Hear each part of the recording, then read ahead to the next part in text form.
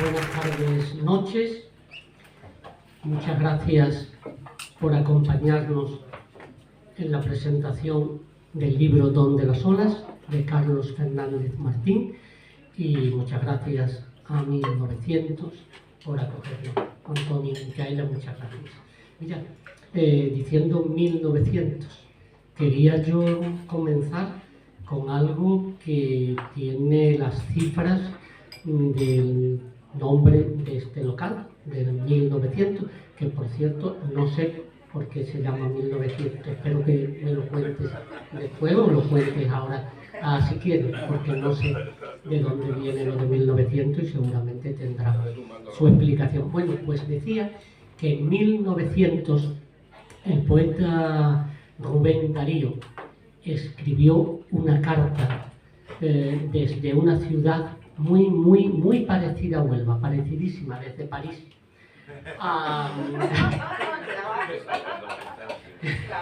Escribió una carta desde París a Juan Ramón Jiménez, que acababa de publicar Ninfeas y Almas de Violeta, libros de los que se arrepintió rápidamente. Muy poco tiempo después, el cansado de su nombre, el andaluz universal, renegaba de Ninfeas y de Almas de Violeta, hasta el punto de ir por las bibliotecas, por las librerías, incluso mandar a alguna amiga suya a casa de amigos comunes que tenían el libro a que lo sacara de sus estanterías y hacerlos desaparecer, quemarlos. Pero en aquel momento estaba satisfecho, había publicado los dos, y Rubén Darío le escribe una carta al jovencísimo Juan Ramón Jiménez, en la que le da el pésame por la muerte de su padre y le regala un soneto en el que celebra la llegada a la poesía del joven Rubén Darío.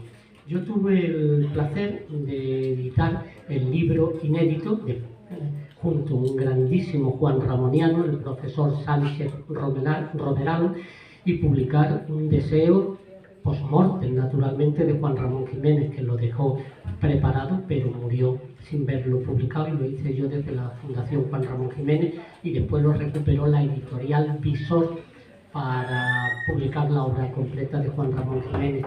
Y es un soneto que diréis vosotros, bueno, ¿a qué viene este largo prolegómeno? Pues porque yo se lo quiero regalar en una lectura al poeta que me acompaña, a Carlos, que creo que es un poema muy adecuado para alguien que comienza a iniciarse en el mundo de la literatura. Y entonces, pues, quiero comenzar con esto, que creo que a todos nos puede ayudar, llevemos más tiempo o no escribiendo. Lo que dice merece la pena escucharlo y tenerlo en cuenta. Dice así: tienes, joven amigo, ceñida la coraza para empezar valiente la divina pelea. ¿Has visto si resiste el metal de tu idea la furia del mandoble y el peso de la maza? ¿Te sientes con la sangre de la celeste raza que vida con los números pitagóricos crea? Y como el fuerte Heracles al león de Nemea, a los sangrientos tigres del mal darías caza. ¿Te enternece el azul de una noche tranquila? ¿Escuchas pensativo el sonar de la esquila cuando el ángelus dice el alma de la tarde? ¿Tu corazón las voces ocultas interpreta? Sigue entonces tu rumbo de amor. Eres poeta, la belleza te cubra de luz y Dios te guarde.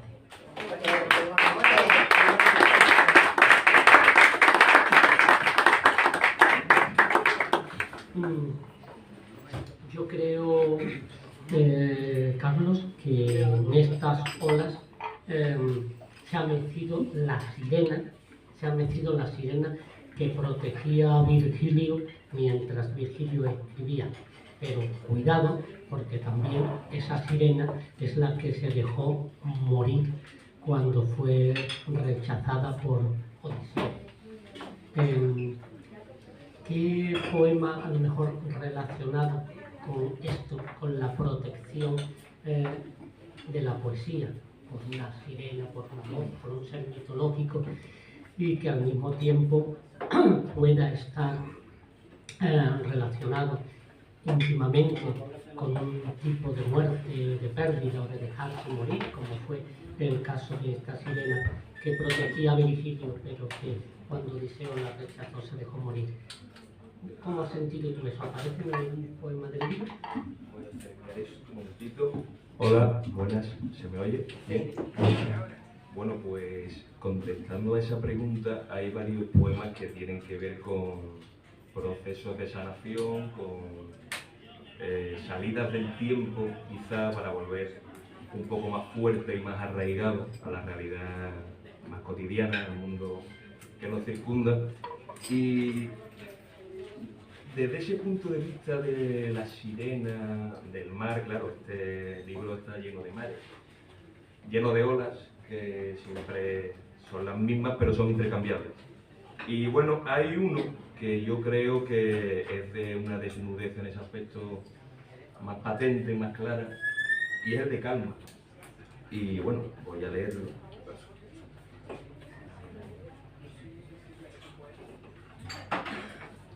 Dice: estas olas no son en ti más que una súplica, son como tú no más que un amago de reposo en la tierra, arena que la brisa mueve y acaricia, voz de un rostro amado, detenerse, no pensar, creer que las olas te sienten y oírlas como quien se oye, tal ellas, como quien espera, aunque no lo tenga un sentido.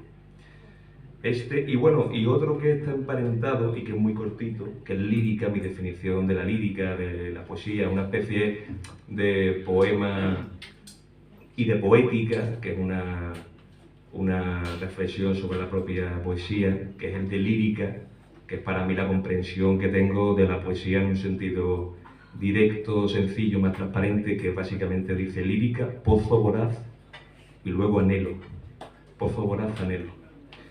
Y bueno, pues para mí eso sintetiza un poco el movimiento poético, que sirve un poco a modo de refugio espiritual, incluso de un ámbito que a uno le supone pues tranquilidad, calma, y en este caso a mí pues la escritura lo que me proporciona esa calma. Y bueno, pues de momento, como tú me digas que hay que seguir, pues nada, estamos.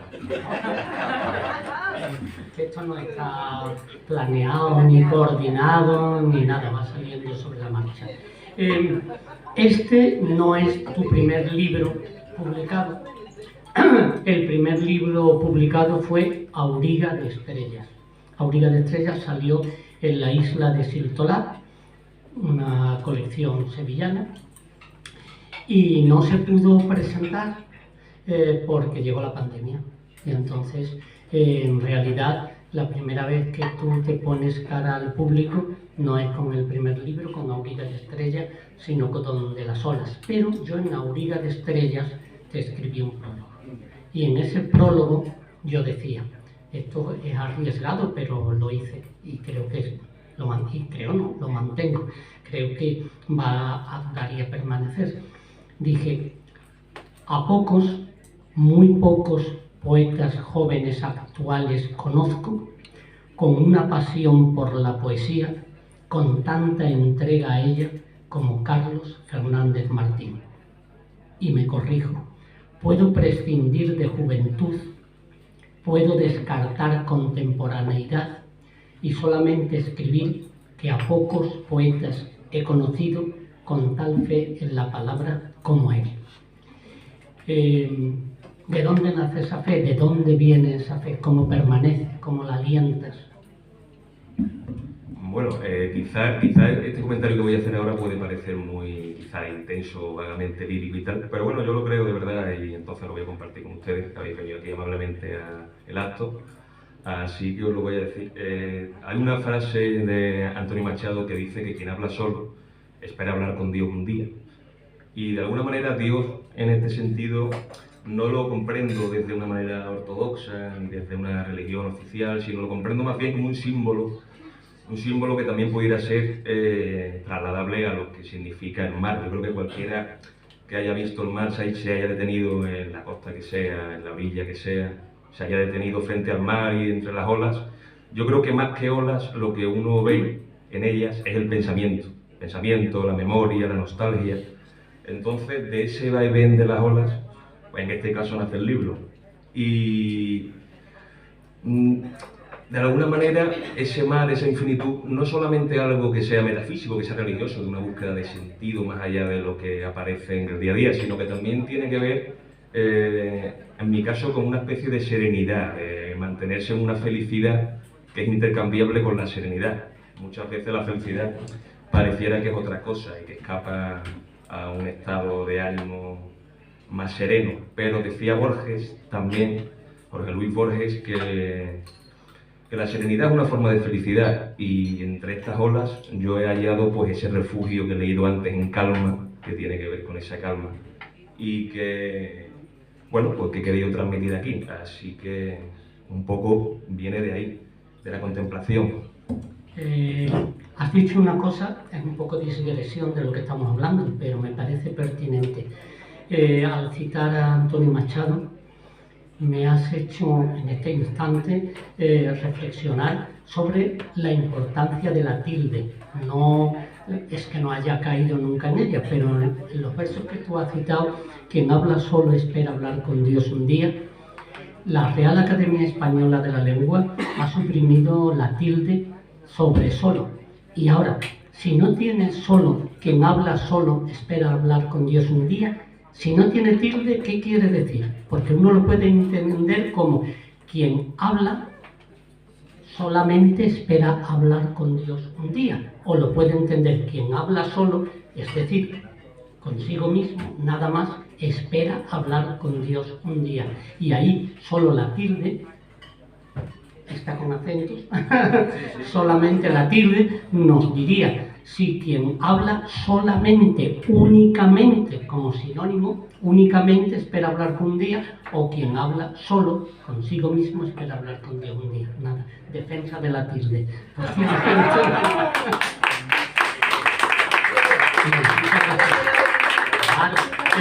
Han transcurrido 5 años, que diría Lorca, sí que pasen 5 años, en esa maravillosa obra de teatro, dentro de su Teatro Imposible o Teatro Bajo la Arena.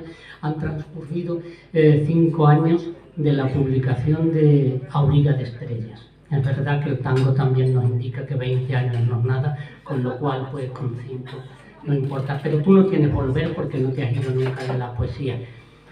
En cualquier caso, ¿qué diferencias notas tú que hay entre el primer libro y entre Donde las olas, 5 años después? Bueno, pues el primer libro era un poemario más sensitivo, más sentimental, más desasido de la realidad. Era un poemario en el cual, pues, de alguna manera me nací a mí mismo a la poesía, a la escritura poética.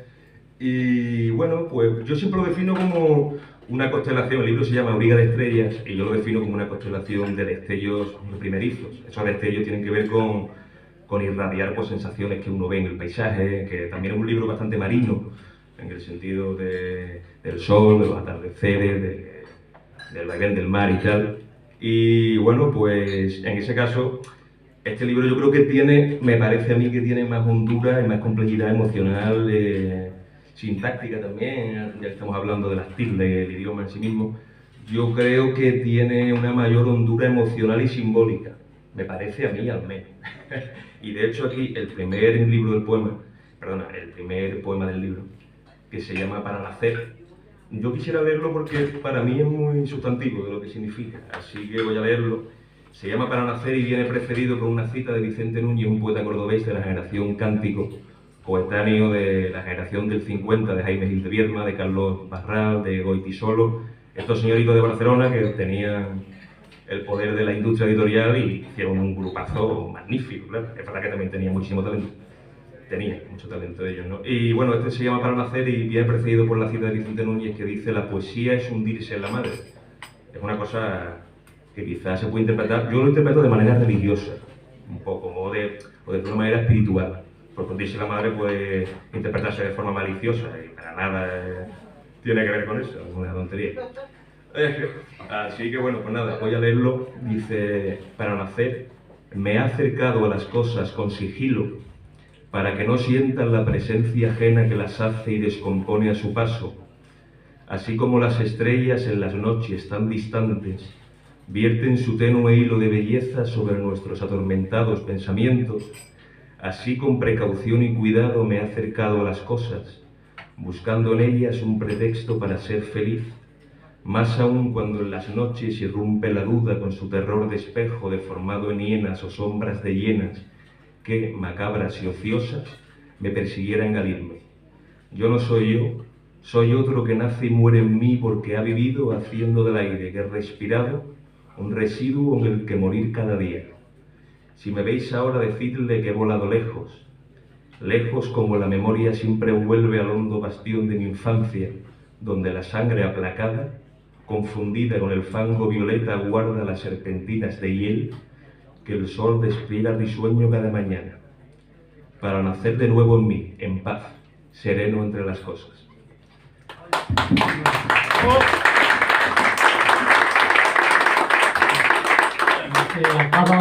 Acabas de nombrar a los poetas catalanes, los 9 novísimos, en el que solo había una mujer, íntima amiga mía, a quien quiero mucho, lo digo en presente aunque ya no está, pero una gran amiga mía, Ana María Moix, la hermana de Terence Moix. En su casa estaba yo la noche del atentado de las Torres Gemelas. Recuerdo me vino a esperar al aeropuerto. Yo había salido de Sevilla viendo las imágenes de una avioneta que chocaba con una de las Torres Gemelas. Así que imaginaros con el cuerpecito que me subía al avión camino de Barcelona, sin saber todavía lo que era. Ya me estaba esperando Ana María y me quedé, en su casa, en la casa que aparece en las memorias de Terence, en El beso de Peter Pan, El beso de la paja, y tenía yo alrededor pues las fotos originales de todo ese grupo de los novísimos, con tu admirado Vázquez Montalbán, con el que pasé por Huelva buscando huevos de choco y se fue sin poder comer huevos de choco de Huelva. Eso fue con él, era un gran gourmet, como sabéis, y recorrimos incluso hasta el Azmanit, que es un sitio en el que siempre tienen, pues no consiguió Manuel Vázquez Montalbán comer los huevos de choco. Después lo recordamos eso y nos reímos en la Feria Internacional del Libro de Estados Unidos, donde no sé quién hizo la selección, pero nos enviaron a Vázquez Montalbán. No sé si ese año era José Hierro, otro año que fui, pero bueno, sí sé que estábamos Vázquez Montalbán, Vizcaíno Casas y yo, o sea, una bomba absoluta, absolutamente grosero, impresentable Vizcaíno Casas, y el cónsul de la Embajada de España invitó a cenar en la embajada a Vizcaíno Casas, pero a Vázquez Montalbán y a mí no, afortunadamente. Bueno, ¿esto a qué viene? Viene a que has citado a los 9 novísimos y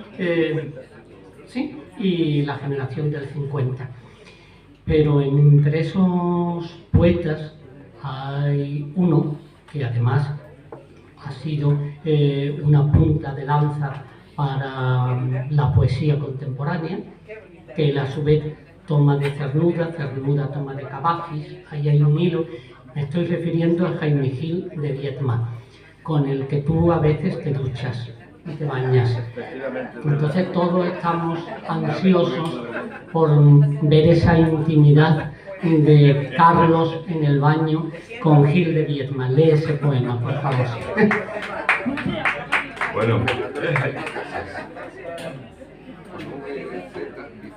Bueno, este es un poema como se titula, Baño con Gil de Viedma, que tiene un componente de provocación y también de intimidad, y tiene que ver con el marco, con el fondo azul y la arena dorada de la playa, ¿no? Y dice: leo a Gil de Viedma en la ducha, el agua templada erosiona las durezas de mis pies, las continuas andadas descalzo en verano como aún es hoy, memoria de días, de noches en que la soledad me es fértil, mas no por ello menos incisiva. Días y noches en que vuelvo de la playa a casa y tomo a veces un baño, así igual que ahora, mientras el agua transmuta mi cuerpo en recuerdos, casi apenas caricias mientras te leo. Me conmueve un poema dedicado a Lois Cernuda. Dices que la vida nos sostiene precisamente porque no es como la esperábamos. Escribes antes que muchas veces quisiste venderte al diablo. Supongo como cualquier joven sensible en sus primeros choques con la vida que ensueña siempre demasiado lejos. No sé, solo que a veces un poema me sostiene y de algún modo me salva. Escribir por ser más que un hombre y estos baños interminables mientras hojeo un libro.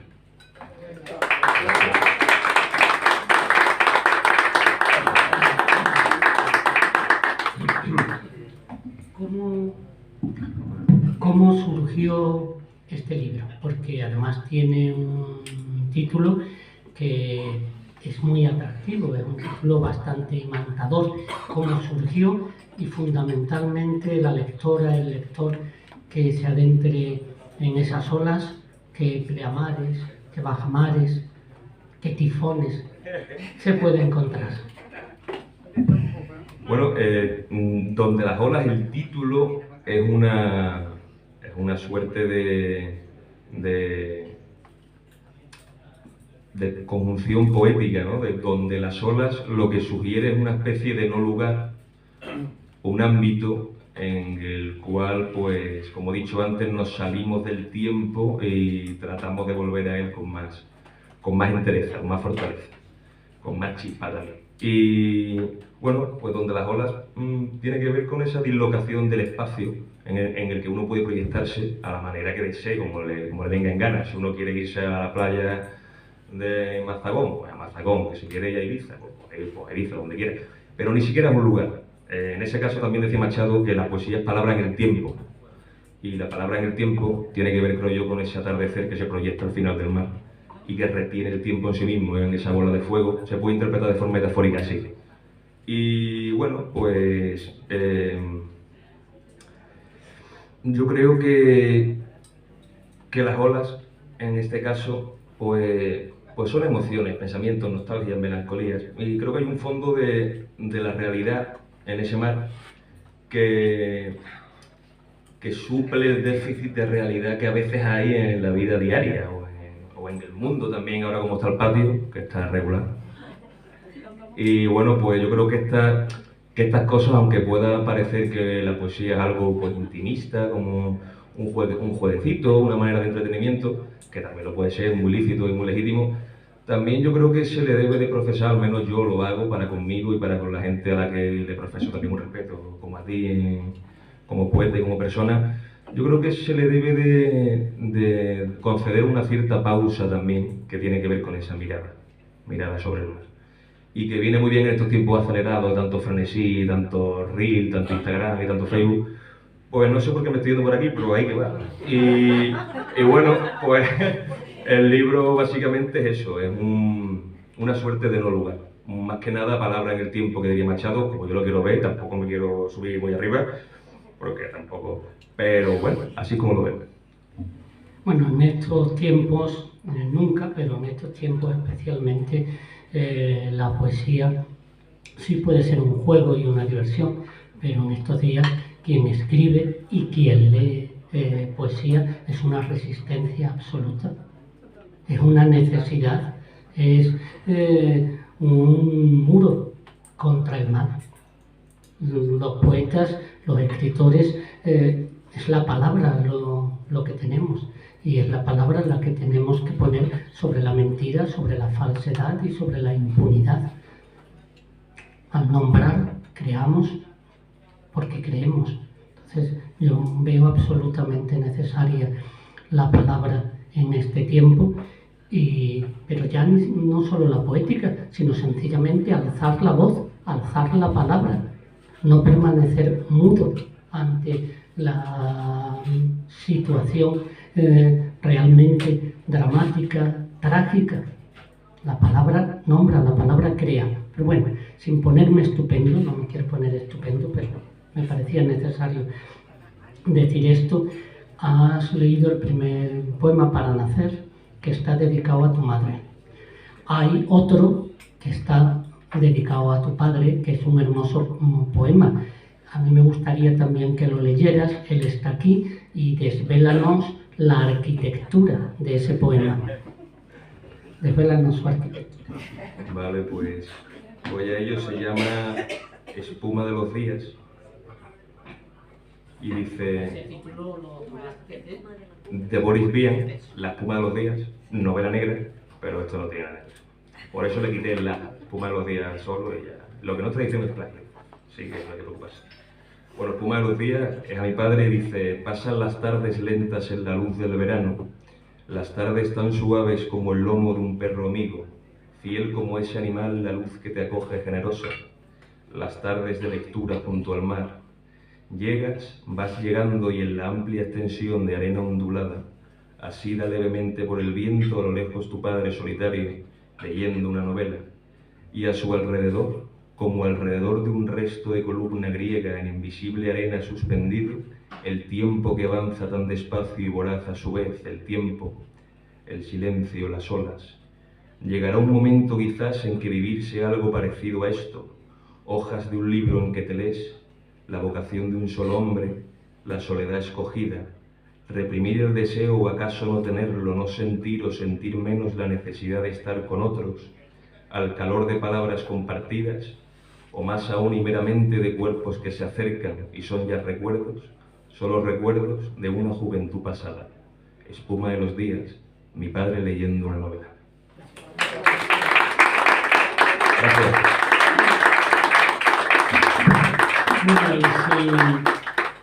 Si estas olas arrojaran a la orilla, a tus pies, a los pies de los presentes, una botella con un mensaje dentro, ¿qué pondría en ese mensaje?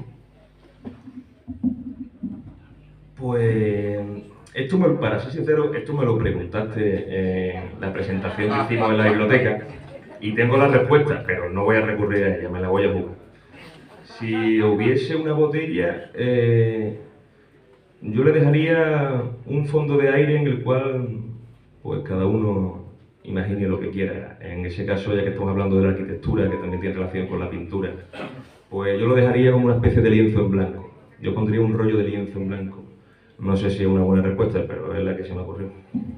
La botella sería muy grande, ¿no? Una botella generosa. En la poesía joven, actual, en un porcentaje alto, hay un acercamiento a la poesía anglosajona.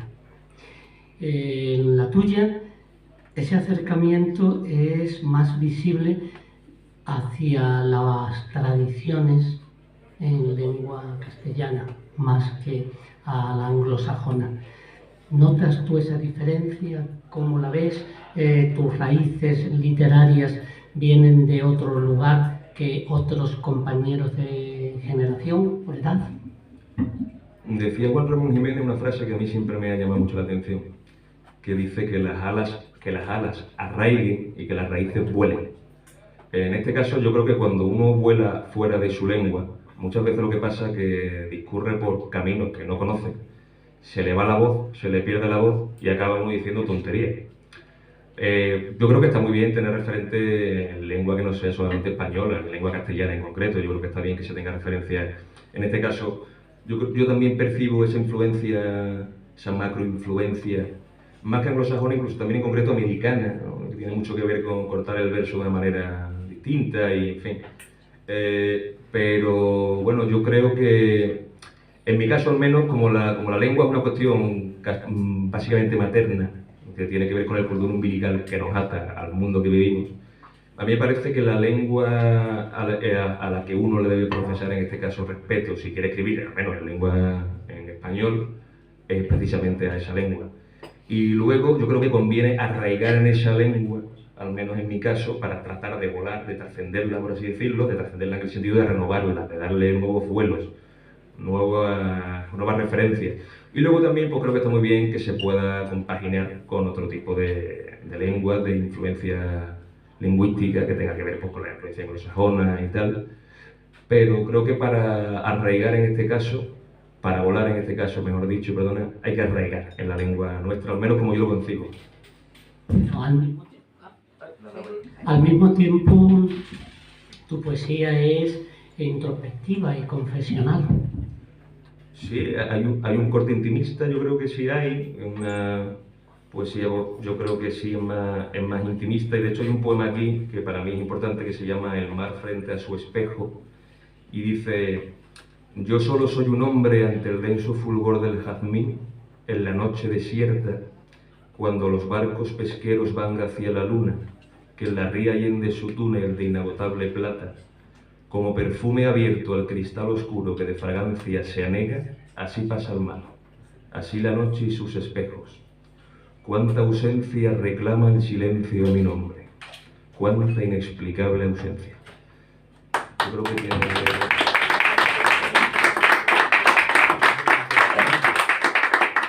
No está encendido. Pero también en tu poesía hay dolor y convulsión. Inevitablemente, sí, claro, en este caso, al ser íntima, pues tiene que ver con las vicisitudes y los problemas de la vida que uno trasciende, pues a lo mejor uno haciendo deporte, el otro tocando el piano, pintando, escribiendo, en mi caso escribiendo. Y bueno, pues sí que hay una cierta dimensión de vacío, dicho un poco pedantemente, alguna ausencia, alguna heridilla que inevitablemente en la vida pues nos da.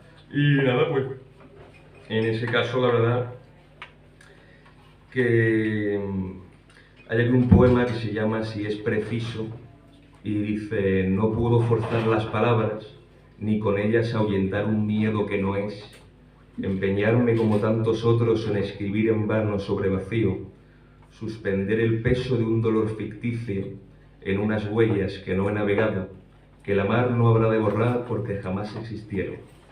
Si es preciso, pues, olvidar estos versos, a la espera de que la vida golpe sus tristes caballos de ira en mi corazón, el hostigamiento fantasmal de otra pérdida, otro amor quimérico, si es preciso, así sea. Es tiempo de vivir y nada más.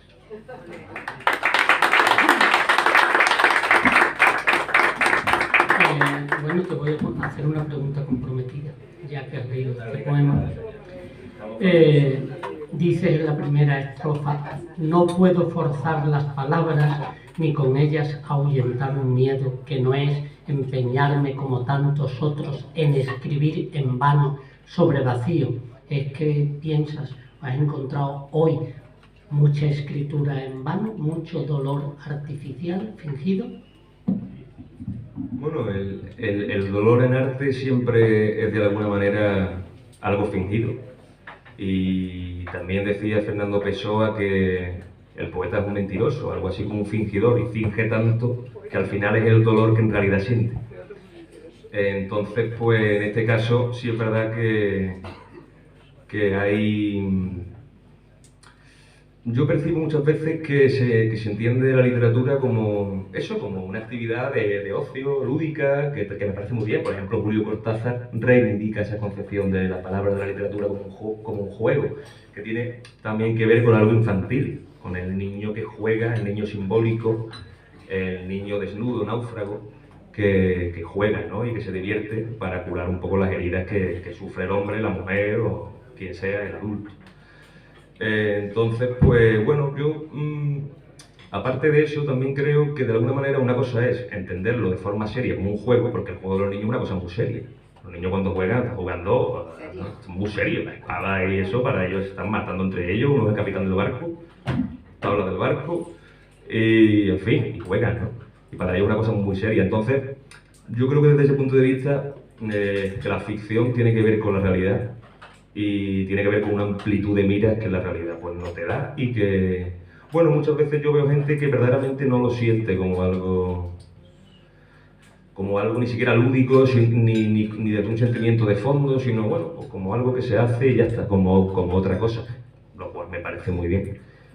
pero no es mi forma de verlo. Y en ese caso, más que nada tiene que ver con el compromiso, con la exigencia que uno se intenta imponer cuando escribe. No que sea algo, bueno, pues venga, a leer todo el mundo, a escribir todo el mundo, a leer, pues está muy bien, que me gusta, yo tampoco me creo nadie, pero que creo que estaría bien que se pensara un poquito, a veces. Este libro es muy cortito, tiene solo 25 poemas. Yo en 5 años he escrito mucho más, pero yo quería darle una unidad, un sentido y un mar que es este libro, no mares dispersos y volátiles y nubes desmayadas en el aire. En fin, pues un poco. Muy bien. He mirado la hora y creo que lees un poema o un par de poemas si quieres y terminamos. ¿Si te parece? Muy Yo bien. como diga esta buena gente que hay. Dale. Bueno, yo no sé si conocéis la novela de Muerte en Venecia, de Thomas Mann, que también tiene una película que es muy bonita. Y bueno, el personaje es... Perdona un momento. Es una película bellísima de la que Carlos Bollero dice que es que no es más que el retrato de un viejo verde persiguiendo a un adolescente. Sí, eso dice Carlos Bollero de Muerte en Venecia, que es la historia de un viejo verde persiguiendo a un niño. Bueno, yo creo que conviene ampliar un poco la mirada y no encerrarse en ese... Claro, exactamente, en ese foco, dándote la razón, ¿no? Y hay uno que se llama Aproximación a la luz, que no lo leí la vez que lo presentamos en la biblioteca, y me apetece porque a mí al menos me gusta, no sé ustedes, pero bueno, lo voy a leer. Dice: este cielo, esta luz que amanece limpia de heridas, luz donde la mirada se pierde melancólica en el cercano candor de un agua. La luz es un lienzo para el aire, y todo el aire, tal una pastilla efervescente a contraluz, es una imperceptible nieve de blancas palomas ateridas y arena trenzada en mortal abrazo. Luz que descansa y agota, ¿dónde nos conducirá la vida cuando el silencio se imponga sobre el cielo y los pájaros ya sin canto dejen de pellizcar el aire de cosquillas? Quizás, como Aschenbach, tan solo al fulgor que precede al estremecimiento súbito, si como él mi vida es contemplación, deleite y tortura de lo invisible, que al menos quienes amo conozcan mi nombre y su presencia más allá del cielo, más allá, fija en el rumbo de los vientos.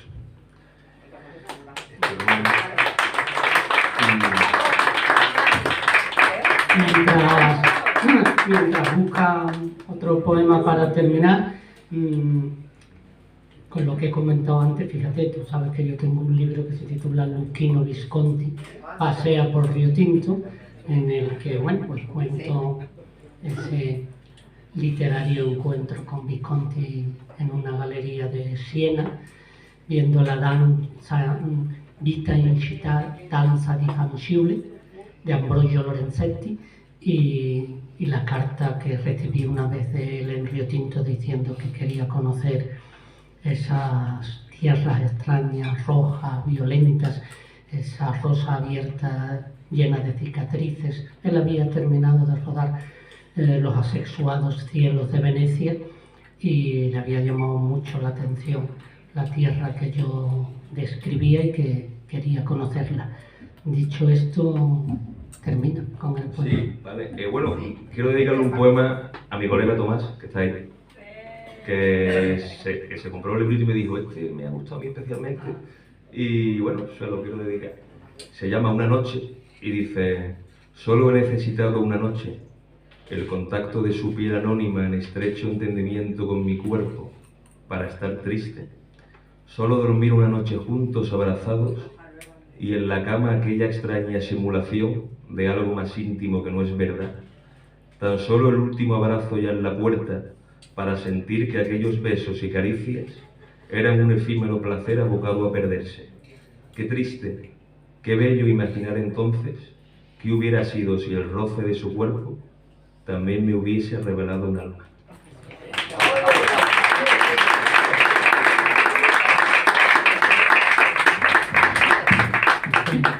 Muchas gracias por su atención y creo que Carlos Fernández Martín cumple todas las condiciones que Juan Ramón Jiménez recibió para tener el beneplácito de Rubén Darío como poeta. En este soneto lleno de interrogaciones, yo creo que todas las respuestas son a tu favor y efectivamente eres poeta.